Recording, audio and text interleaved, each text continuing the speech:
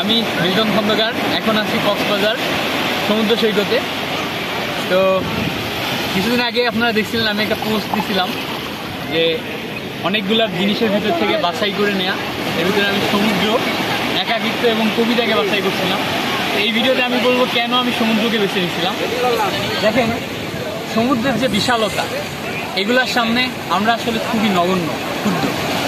সমুদ্র আমার কাছে মনে হয় আমাদেরকে ডাউন টু আর্থ হইতে শেখায়। ডাউন টু আর্থ মিনস, ধরেন আপনি মহাবিশ্ব সম্পর্কে জানেন, আপনি গ্যালাক্সি অনেক কিছু সম্পর্কে জানেন, ওইগুলোর সাথে যখন আপনি আপনার নিজেকে কম্পেয়ার করবেন তখন দেখবেন যে নিজেকে অনেক ছোট মনে হচ্ছে, কিন্তু ওগুলা কিন্তু অনেকটাই কাল্পনিক, কল্পনাতে আমাদের অনুভব করতে হয়। আপনি পাহাড়ে গেলেও এতটা ফিল করবেন না, এত বিশাল ফিল করবেন না, কিন্তু সমুদ্রতে আসলে অবশ্যই ফিল করবেন যে সমুদ্রের বিশালতা কত বেশি, পৃথিবীর বিশালতা কত বেশি, আর তার তুলনায় আমরা কত নগণ্য বা ক্ষুদ্র। আমাদের অর্জন যতই বেশি হোক না কেন, এই যে অনুভূতিটা, সমুদ্রের এই যে পানির ঢেউয়ের শব্দ, অনুভূতি, এটা আসলে না আসলে বোঝানো যাবে না।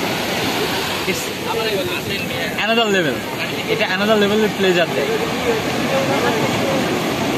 কি বললাম?